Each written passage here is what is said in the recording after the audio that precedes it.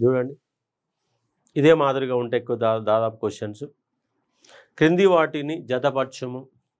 సాహిత్య గ్రంథాలు ఇచ్చిరంటే 5, అంటే మనకు 2 క్వశ్చన్లు పడ్డాయంటే నీకు ఎన్ని తెలవాలా? 10 ప్రశ్నల సమాధానం తెలవాలి. గ్రూప్ 2లో ఎగ్జామ్లో క్వశ్చన్ వస్తే ఇట్లా 5 గ్రంథాలు కనుక అడిగితే 2 ప్రశ్నలలో 10 సమాధానాలు, 10 గ్రంథాల పేర్లు అడగడానికి అవకాశాలు ఎక్కువ ఉంటాయి కాబట్టి అర్థం చేసుకోవచ్చు.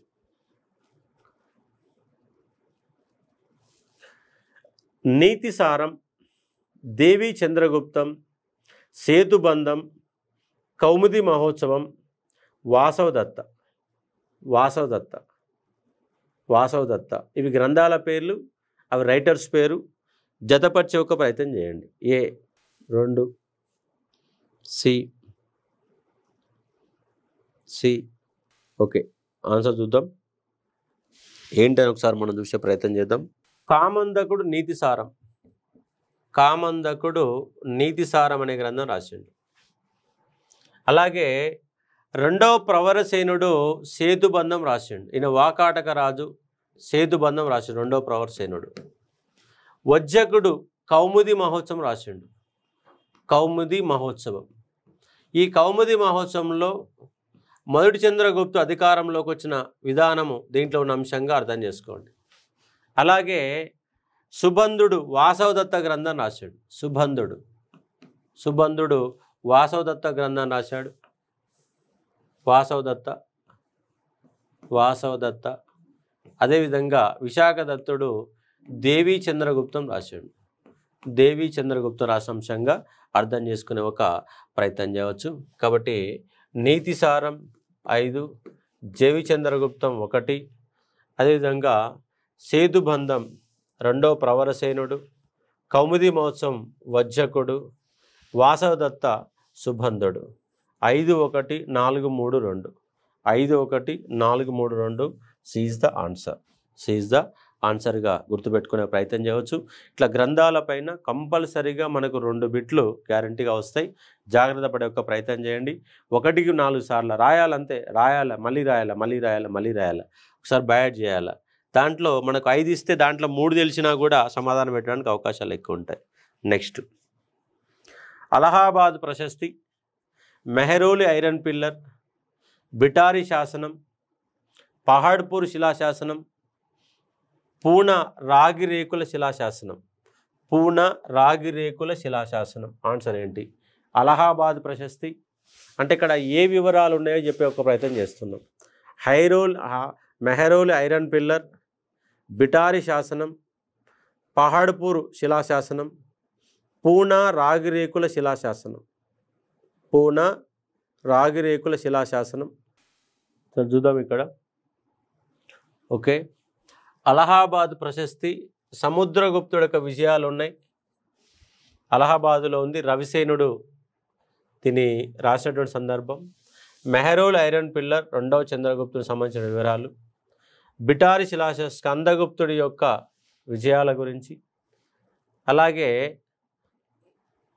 పహాడ్పూర్ శిలాశాసనం ఏముంది ఇక్కడ మీకు ఒకసారి చూడండి. గుప్తుల కాలం నాటి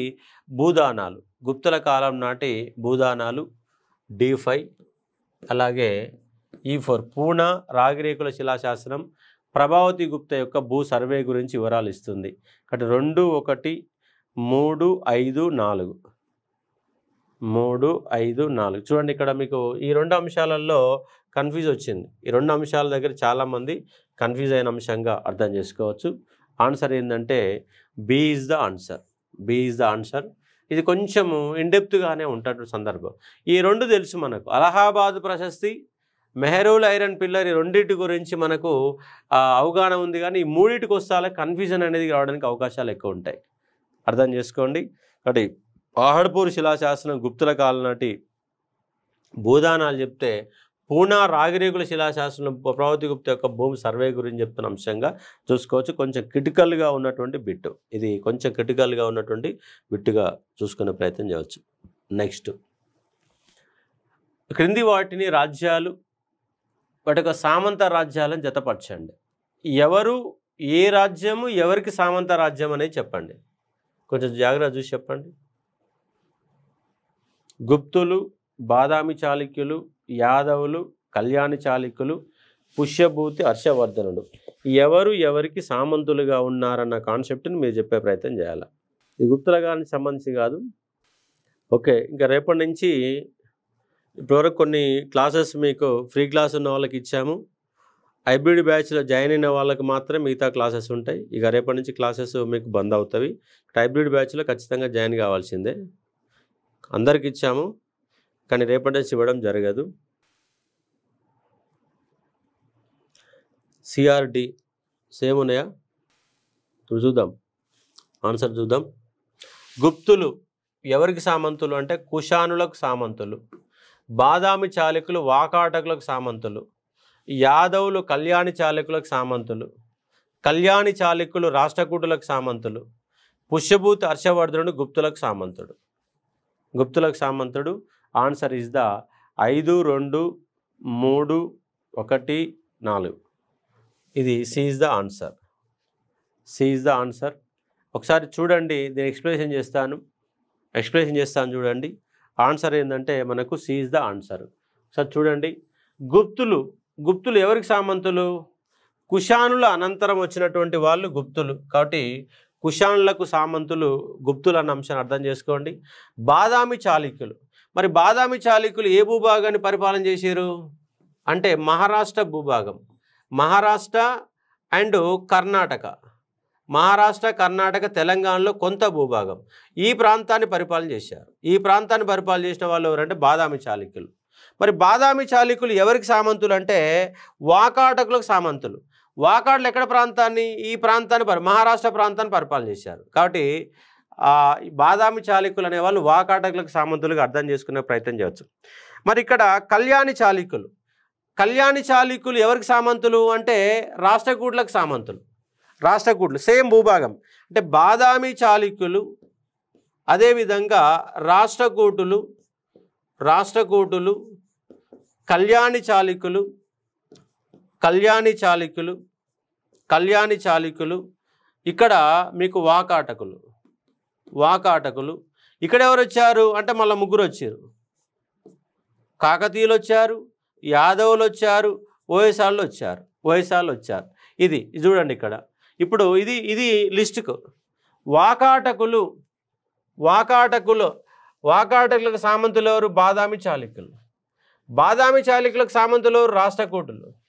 రాష్ట్రకూటుల సామంతులు ఎవరు? కళ్యాణి చాళుక్యులు. ఇది ఉన్నటువంటి అంశం. ఇది ఇట్లా వాకాటల సామంతులు బాదామి చాళుక్యులు రాష్ట్రకూటులు, బాదామి చాళుక్యుల సామంతులు రాష్ట్రకూటుల సామంతులు కళ్యాణి చాళుక్యులు. ఇది ఉన్నటువంటి సందర్భం. ఇక పుష్యభూతి హర్షవర్ధనుడు అంటే గుప్తుల తర్వాత వచ్చిన రాజ్యం హర్షవర్ధనుడు. గుప్తులు ఎవరికంటే మనకు కుషానులకు సామంతులుగా అర్థం చేసుకోవచ్చు. అంటే మొత్తం సబ్జెక్ట్ అయిపోయేసరికి మొత్తంగా మీరు నోటికి చెప్పేస్తారు. సబ్జెక్ట్ అయిపోయేసరికి మొత్తంగా ఎవరి రాజ్యం ఎవరికి సామంత రాజ్యం అనే పెద్ద కష్టమేమి కాదు, ఈజీ బిట్టినే. కానీ కొంత ఆలోచన చేయాల్సిన పరిస్థితి ఏర్పడతాయి కాబట్టి అర్థం చేసుకోవచ్చు. ఇది చూడండి, కామందకుడు నీతిసారం.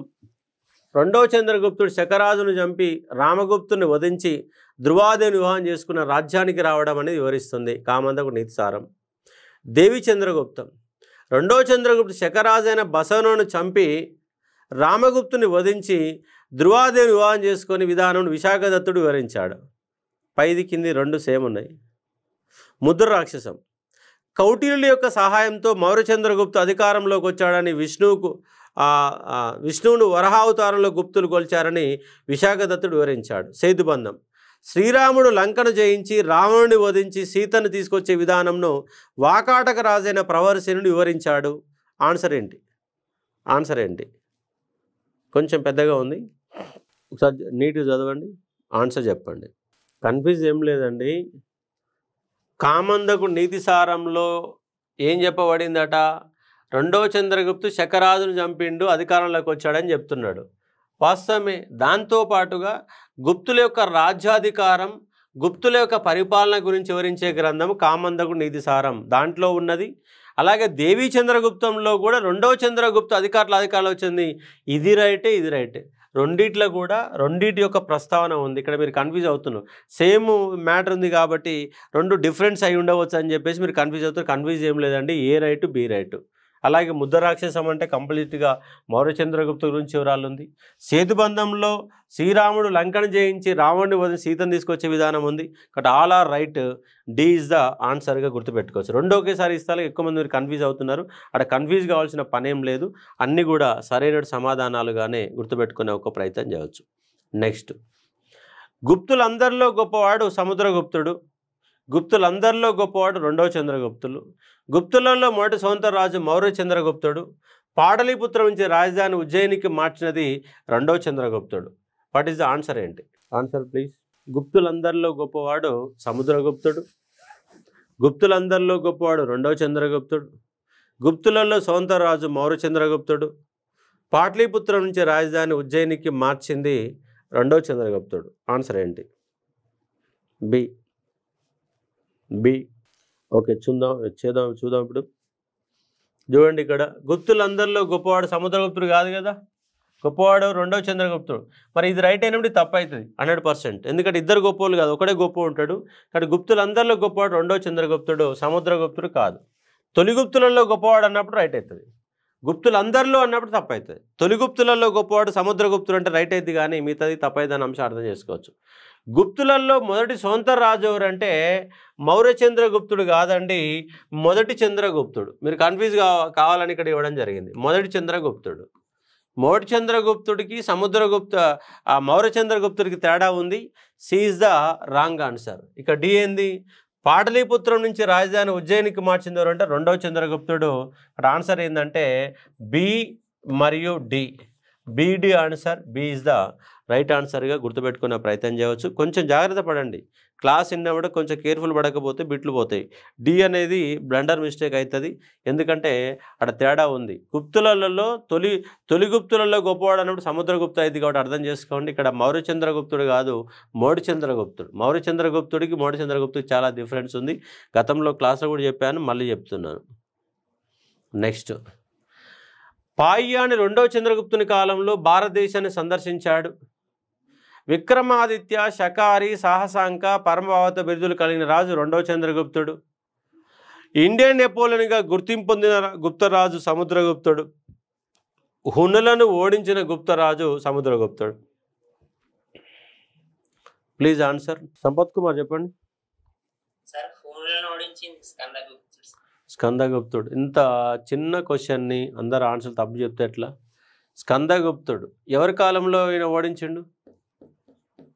అసలు ఉండ్ల దండయాత్ర ఎవరి కాలంలో మొదలైంది?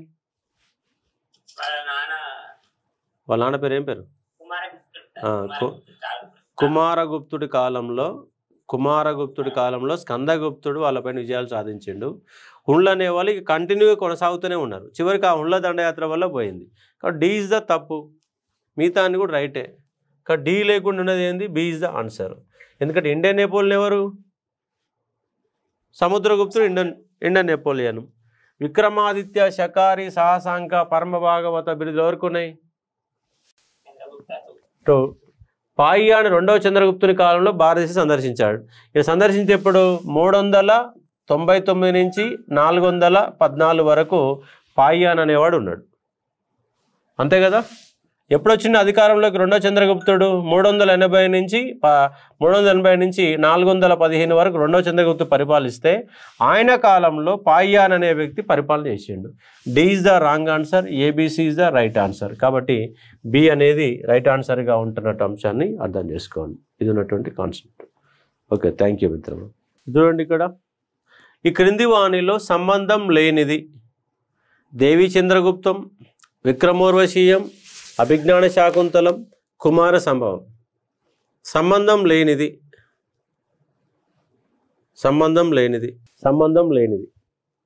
What is the answer? సంబంధం లేనిది చూడండి, చదవాలేడా? ఇది చదవకుండా పెడితే ఆగమవుతారు. సంబంధం లేనిది, వాట్ ఈస్ ద సంబంధం లేనిది ఏంది? బిసిడి కాళిదాసు. మరి ఏ అంటే ఇలా ఆప్షన్లలో కరెక్ట్ లేదు. ఆప్షన్లు is the wrong answers. Only Devi Chandraguptam ఒకటి మాత్రమే కాదు. ఈ 3 గ్రంథాలు ఎవరివి అంటే మనకు కాళిదాసు రచనలు. విక్రమోర్వశీయం, అభిజ్ఞాన శాకుంతలం, కుమార సంభవం. మీ ఇక్కడ బిసిడి అనేవి రైట్ ఆన్సర్స్. ఇక్కడ సంబంధం లేనిది అన్నాం, కానీ ఇక్కడ ఓన్లీ ఏ మాత్రమే ఇక్కడ రాంగ్ ఆన్సర్గా వస్తుంది. కాబట్టి కింద ఆప్షన్లు అనేవి సరిగ్గా లేవు. కాబట్టి దేవీ చంద్రగుప్తం విశాఖదత్తుడు రాశాడు. కాబట్టి మిగతా 3 రచనలు కూడా కాళిదాసు సంబంధించిన రచనలుగానే గుర్తుపెట్టుకునే ఒక ప్రయత్నం చేయాలి. అది అక్కడ ఆప్షన్లే తప్పు ఉన్నాయి. ఆ తప్పు ఉన్నాయి కూడా గుర్తించగలగాలి కదా. దేవీ చంద్రగుప్తం ఒకటే, మిగతా అన్ని కూడా అవి. కాబట్టి అట్లా కొంచెం డిఫరెన్స్గా వచ్చినప్పుడు మనకు క్వశ్చన్ పేపర్లు కూడా తప్పు ఉంటాయి. ఆ తప్పు ఉన్నప్పుడు తప్పును గుర్తించగలిగే స్థాయిలో మన సబ్జెక్ట్ అనేది ఉండాలి. Okay, next. ఈ క్రింది వాణిలో నవరత్నాలలో సంబంధం కలిగిన వారు నవరత్నాలలో సంబంధం కలిగిన వారు ఎవరు? నవరత్నాలలో సంబంధం కలిగిన వారు ఆల్రెడీ ఇంతకుముందు కూడా చెప్పినాను, ఇదే సేమ్ క్వశ్చన్ చెప్పిన, కాకపోతే ఆప్షన్స్ ఏబిసిడి అనేవి కొంచెం చేంజ్ ఉంటాయి. ఓకే, చూద్దాం. ఇక్కడ కాళిదాసు ఉన్నాడా అంటే ఉన్నాడు. అమరసింహుడు అమరకోశం, ధన్వంతరీయం, వరహార బృహజ్జాతక లాంటి గ్రంథాలు రాసిన వరాహమిహిరుడు, ఈ 4. విశాఖదత్తుడు అనే వ్యక్తి మనకు ఈ యొక్క నవరత్నాలలో లేనటువంటి వాడు అంటే విశాఖదత్తుడు బి లేకుండా ఆప్షన్ ఏముందంటే ఏసిడి అనేది ఆన్సర్. కాబట్టి బి ఇస్ ద రైట్ ఆన్సర్గా అర్థం చేసుకునే ఒక ప్రయత్నం చేయవచ్చు. విశాఖదత్తుడు అనేవాడు మనకున్నటువంటి నవరత్నాలలో ఉన్న కవి అంటే కాదు. శంకు, ఘటకర్పరుడు, వరరుచి ఈ యొక్క వాళ్ళు ఉన్నారు. ఎవరెవరు ఉన్నారు? ఇప్పుడు ఇక్కడ 4 వచ్చారు. శంకు, ఘటకర్పరుడు,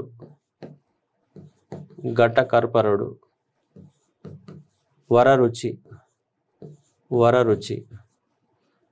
ఇంకోలైనా శంకు, ఘటకర్పరుడు, వరరుచి, క్షిపణికుడు.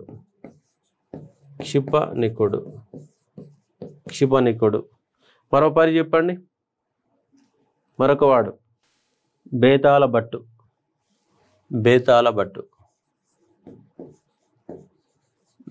భట్టు. ఈయన ఈ యొక్క 5 పేర్లు కొంచెం ఇబ్బందిగా ఉంటుంది. కాబట్టి కాళిదాసు, అమరసింహుడు, ధన్వంతరి, వరాహమిహిరుడు అనేవి కొంచెం గుర్తుపెట్టుకునే ప్రయత్నం చేయాలా. ఎగ్జామ్లో ఈ బిట్టు పడ్డదంటే కంపల్సరీగా పోతుంది. 100% పోవడానికి అవకాశాలు ఎక్కువ ఉంటాయి. కొంచెం జాగ్రత్త పడే ఒక ప్రయత్నం చేయండి. నెక్స్ట్. ఈ క్రింది వాణిలో ప్రేమ వృత్తాంతకు సంబంధం లేని రచన. ప్రేమ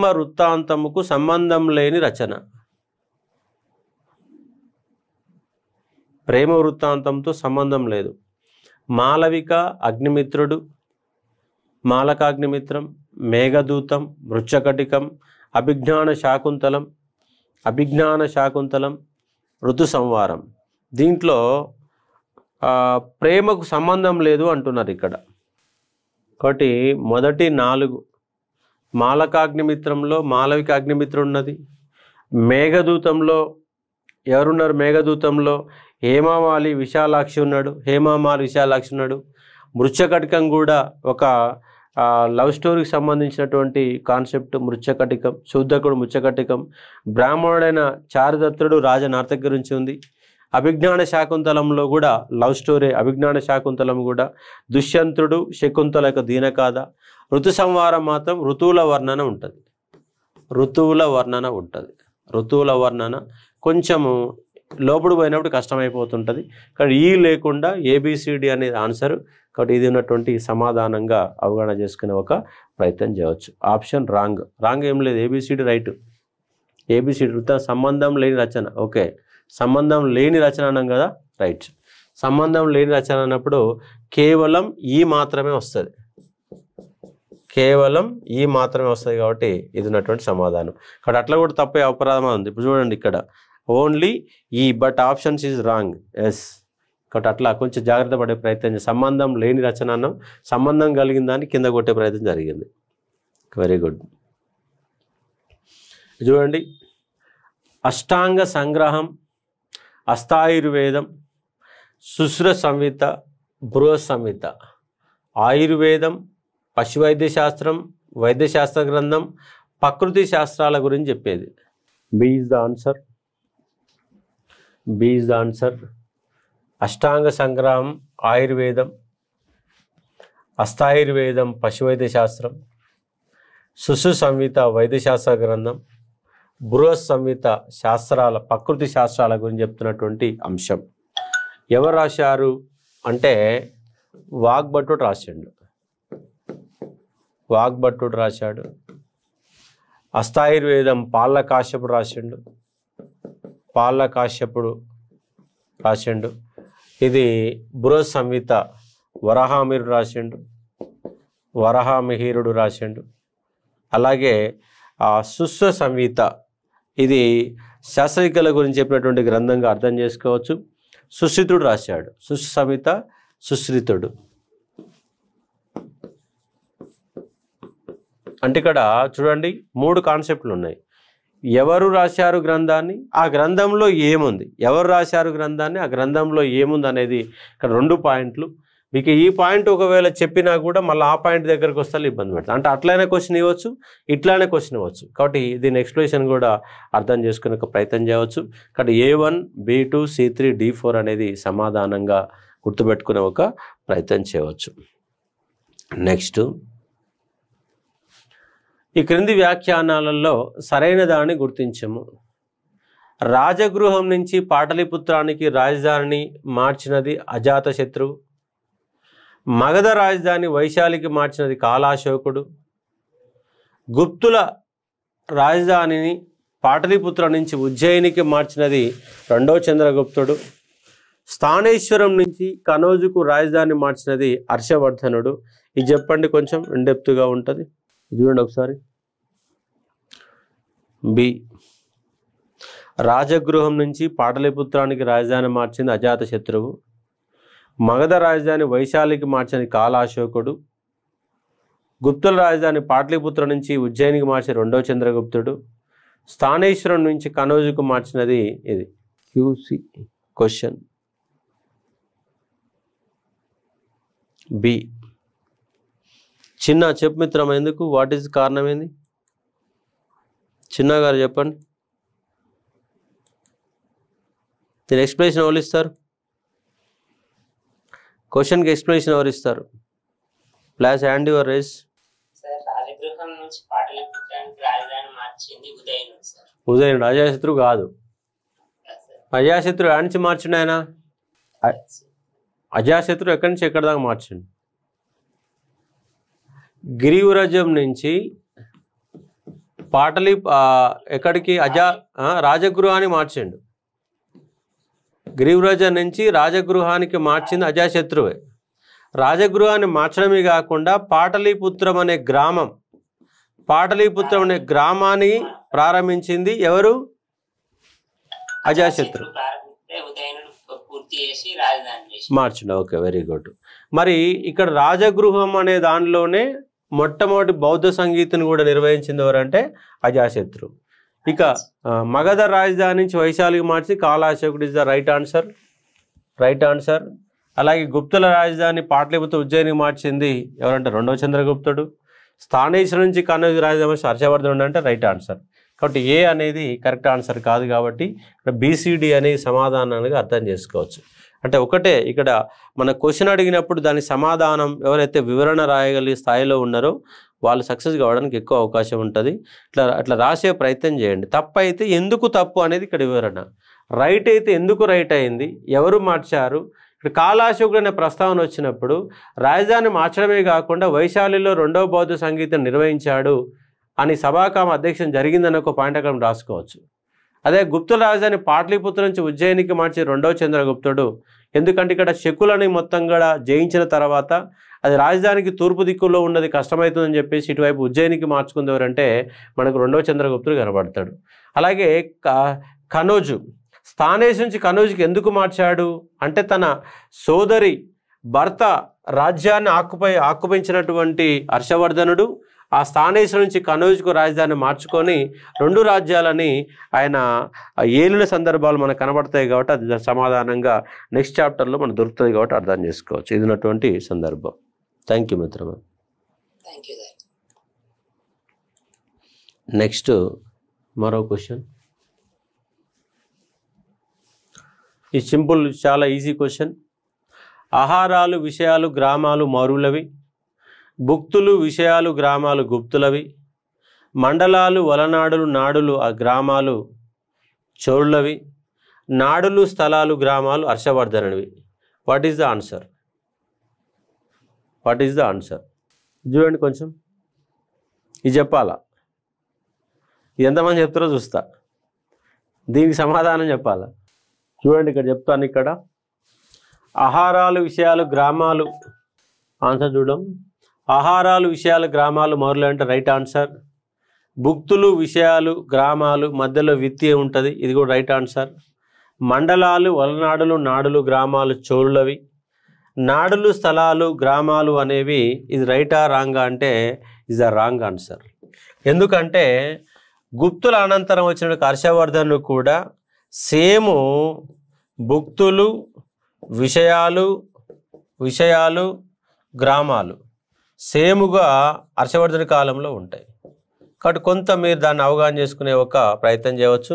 కాబట్టి కొంత డెప్త్ సమాచారం ఉంటుంది, సమాధానం దొరుకుతుంది, ఇలా దొరకదు. కాబట్టి ఆన్సర్ ఏంటంటే ఇక్కడ ఏబిసి అనేది ఏ ఇస్ ద ఆన్సర్గా అర్థం చేసుకోవచ్చు. హర్షవర్ధన్ అనేది తప్పు సమాధానంగా అర్థం చేసుకోండి. మిగతా 3 కూడా రైట్. ఇంకా అలా ఈక్తాలు శుభాలు అనేవి కూడా మనకు కొన్ని అంశాలు కనబడతాయి కాబట్టి చూసుకునే ఒక ప్రయత్నం చేయవచ్చు. నెక్స్ట్, క్రింది వాటిలో సరైన దానిని గుర్తించము. సింవల రాజైన మేఘవర్ణుడు సముద్రగుప్తుని అనుమతితో బుద్ధగయలో సింవల బౌద్ధుల సౌకర్యార్థం సంగారామాన్ని నిర్మించాడు. గురుత్వాకర్షణ సిద్ధాంతాన్ని కనుగొన్నది వరాహమిహిరుడు. పై విలువను కనుగొన్నది ఆర్యభట్ట. సంవత్సరానికి 365 రోజులు లెక్క కట్టినది బ్రహ్మగుప్తుడు. ఏంటి సమాధానం ఏంటి? సంపత్ కుమార్ మీరు ఒక్కటే కరెక్ట్ చెప్పారు, మిగతా అంత తప్పులే చెప్పారు. కాబట్టి ఆన్సర్ లేదు. ఇలా ఆన్సర్ ఉన్నదా అంటే లేదు, కరెక్ట్ ఆన్సర్ లేదు. మరి కరెక్ట్ ఆన్సర్ ఏంటి? A is the right answer. సింవల రాజైన మేఘవర్ణుడు సముద్రగుప్తుని అనుమతితో బుద్ధగయలో సింవల బౌద్ధుల సౌకర్యార్థం సంగారామని ఏర్పాటు చేశారంటే ఏర్పాటు చేసిండు.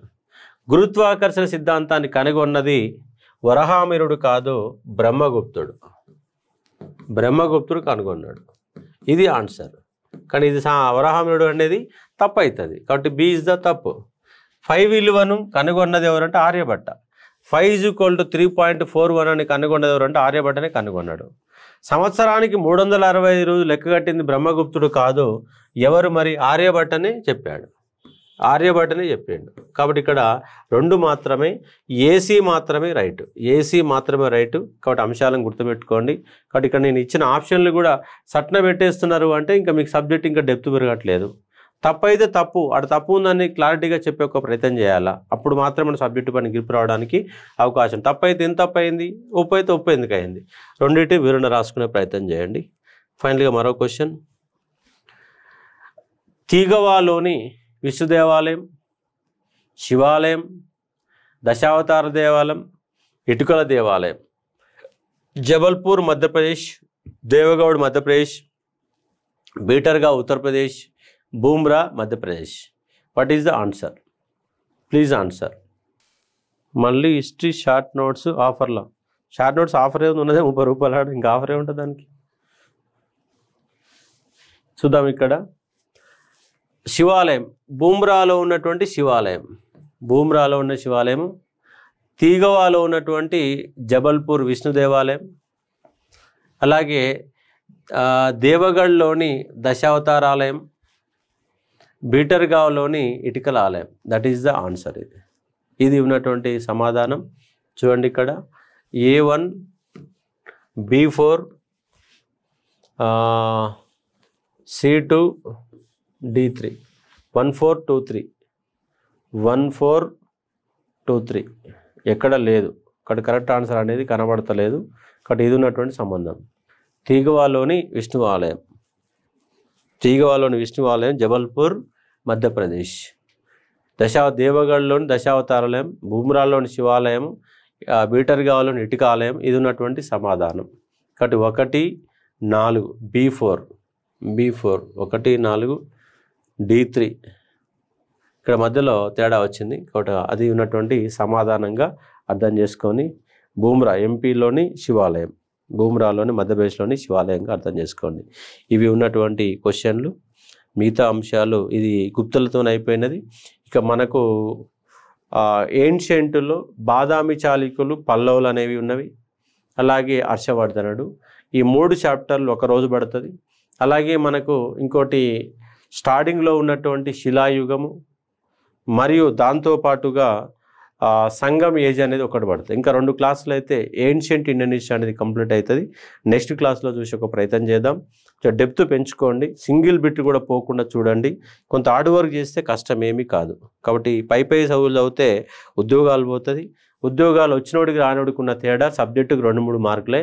ఆ 2-3 మార్కులే మన విజయాన్ని నిర్దేశిస్తాయి. కాబట్టి కొంత జాగ్రత్త పడండి, హార్డ్ వర్క్ చేయండి, పై చదవకండి, బాగా పడుకోండి, బాగా చదవండి.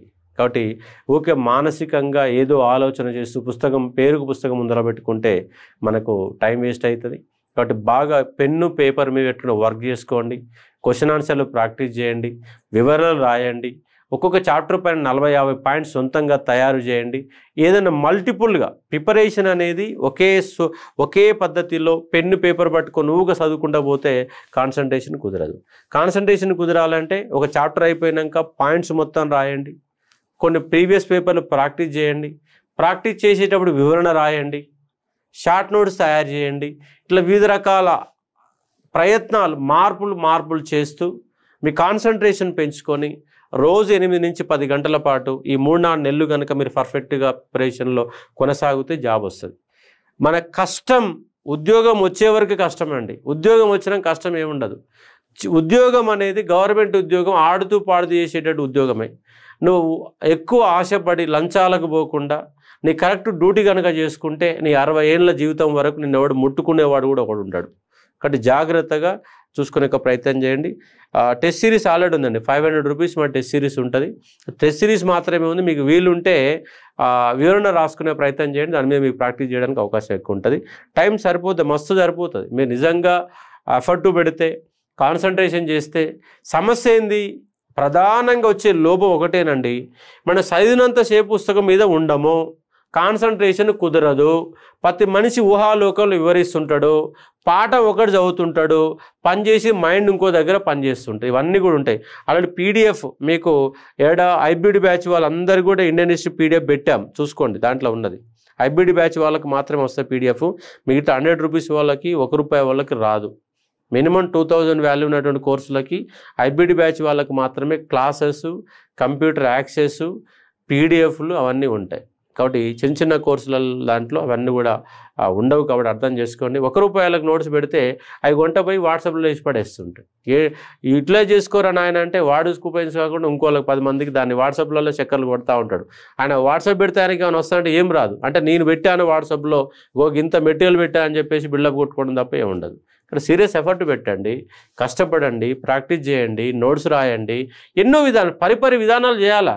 ఒకటే మూస పద్ధతిలో చదువుకుంటా పోతా అంటే ఉద్యోగం రాదు. కాబట్టి కాన్సన్ట్రేషన్ ఒకటే. మన మైనస్ ఏంటంటే బుక్ పట్టుకుంటున్నాం, చదువుతున్నాం, కానీ కాన్సన్ట్రేషన్ కూర్చలేదు. 8 నుంచి 10 గంటల పాటు పుస్తకంలోనే కాన్సన్ట్రేషన్ చేయాలి అంటే ఏదో ఒక పని చేయాలి.